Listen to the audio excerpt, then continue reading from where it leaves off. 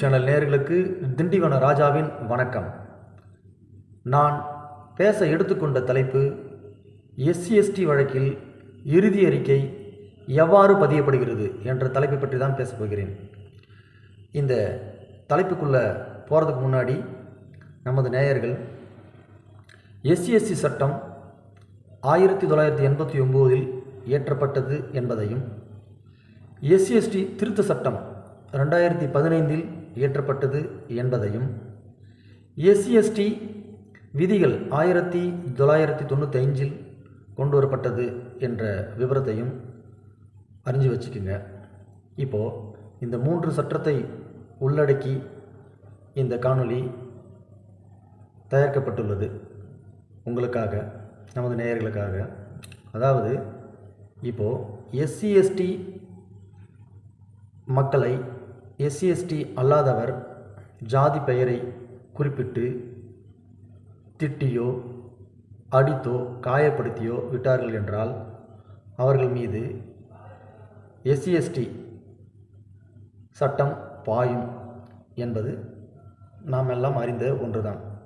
இந்த 3 சட்டத்தை காவல்துறையினர் எவ்வாறு பயன்படுத்துகிறார்கள் என்பதை பற்றி தான் இந்த காணொளி வாயிலாக நீங்கள் அறிந்து கொள்ளப் போகிறீர்கள். இப்பொழுது எஸ்சி/எஸ்டி அல்லாதவர் எஸ்சி/எஸ்டி மக்களை அடித்தியோ துன்புறுத்தியோ கொடுமைப்படுத்தினால் அவர்கள் மீது பாதிப்புக்கு உள்ளான அந்த நபர் அல்லது பாதிப்புக்கு உள்ளான அவருடைய பாதுகாவலர் BNSS பாரதிய நாகரிக் சுரக்ஷா சங்கீதா என்ற சட்டத்தில் பிரிவு 173 சம்பந்தப்பட்ட காவல் நிலையத்தில் புகார் கொடுக்கலாம். அப்படி புகார் கொடுத்தீங்கன்னா அவங்க முதல் தகவல் அறிக்கையை அந்த காவல் நிலையத்தில் இருக்கிற பொறுப்பு காவல் அலுவலர் SI காவல் உதவி ஆய்வாளர் அந்த முதல் தகவல் அறிக்கையை பதிஞ்சிடுவாங்க. BNSS சட்டம் 2023 பிரிவு 173 முதல் தகவல் அறிக்கை பதிஞ்சிடுவாங்க. பதிஞ்ச பிறகு என்ன நடக்கும் அப்படின்னா, இந்த விஷயம் மாவட்ட காவல் கண்காணிப்பாளர் SP என்று அழைக்கின்ற சூப்பரண்ட் ஆஃப் போலீஸுக்கு தெரிவிக்கப்பட வேண்டும். உடனே அவர் என்ன பண்ணுவார்னா, இந்த குற்றச்சம்பவத்தை விசாரிப்பதற்காக குற்றச்சம்பவம் நடந்த அந்த எல்லையில் இருக்கிற அந்த காவல் நிலையத்தை கண்காணித்து வரக்கூடிய உட்கோட்ட காவல் துணை கண்காணிப்பாளர் என்று சொல்லக்கூடிய DSP அவர்களை எஸ்சி/எஸ்டி விதிகள் 1995 விதி 7 படி நியமனம் செய்வார். அதாவது இந்த குற்றச்சம்பவத்தை விசாரணை செய்ய சொல்லி DSPயை விசாரிக்க நியமனம் செய்வார். அந்த SP ஆனவர் அந்த நியமன உத்தரவை மாநிலத்தில் இருக்கின்ற சமூக நீதி மற்றும் மனித உரிமை IGP சென்னையில் இருக்காங்க இல்லையா, அவங்களுக்கு ஒரு காப்பி அனுப்பணும். நியமனம் பண்ணிட்டோம், இந்த FIRல பதிவு செய்யப்பட்ட இந்த சம்பவத்துக்கு DSP விசாரணைக்கு நியமனம் பண்ணிட்டோன்னு சொல்லிட்டு மாநிலத்தில் இருக்கிற IGP சமூக நீதி மற்றும் மனித உரிமையை பார்க்கின்ற IGPக்கு ஒரு காப்பி அனுப்பிடணும். அடுத்தது அந்த குற்ற சம்பவம் நடந்த சரக DIGக்கு ஒன்று அனுப்பிடணும்.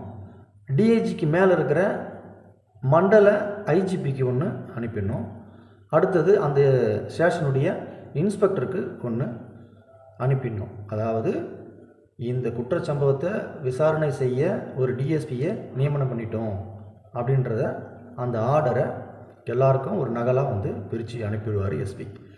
அனுப்பின பிறகு இந்த DSP குற்றச்சம்பவம் நடந்த பாதிப்புக்கு உள்ளான அந்த நபரிடம் போயிட்டு என்ன பண்ணுவாங்க அப்படின்னு கேட்டிங்கன்னா, BNSS சட்டம் 2023 பிரிவு 180 ஸ்டேட்மெண்ட் வாங்குவாங்க.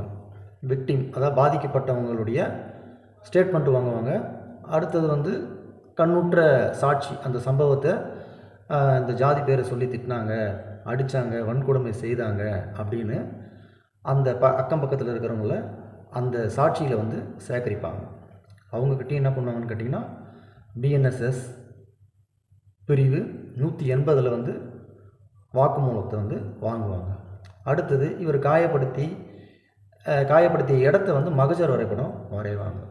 அடுத்தது அதை ஒரு ஹாஸ்பிட்டலுக்கு போயிட்டு இவர் வந்து மருத்துவம் பார்த்துருந்தாருன்னா அந்த டாக்டர்கிட்ட போயிட்டு அவங்கக்கிட்டேயும் 180 பிஎன்எஸ்எஸ் சட்டப்பிரிவு 180 வந்து வாக்குமூலம் வாங்குவாங்க. அடுத்தது இந்த முதல் தகவல் அறிக்கையை பதிஞ்சாங்க இல்லையா, அந்த சப் இன்ஸ்பெக்டர் அவங்கக்கிட்டேயும் ஒரு வாக்குமூலத்தை வாங்குவாங்க.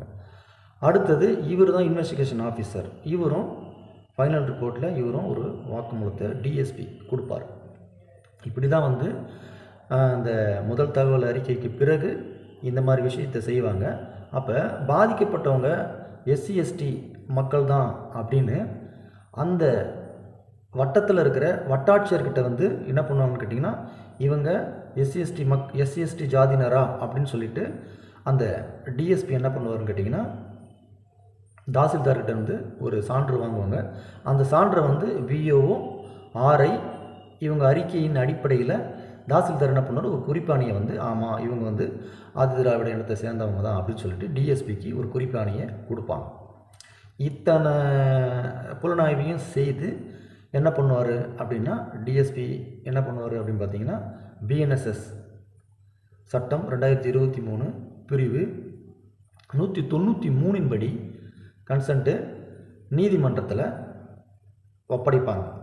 எந்த நீதிமன்றம் இந்த வழக்கு எந்த நீதிமன்றம் எடுத்து விசாரிக்குது அப்படின்னு பார்த்தீங்கன்னா ஒவ்வொரு மாவட்டத்துலேயும் எஸ்சி எஸ்டி சிறப்பு நீதிமன்றம்னு ஒன்று செயல்படுது.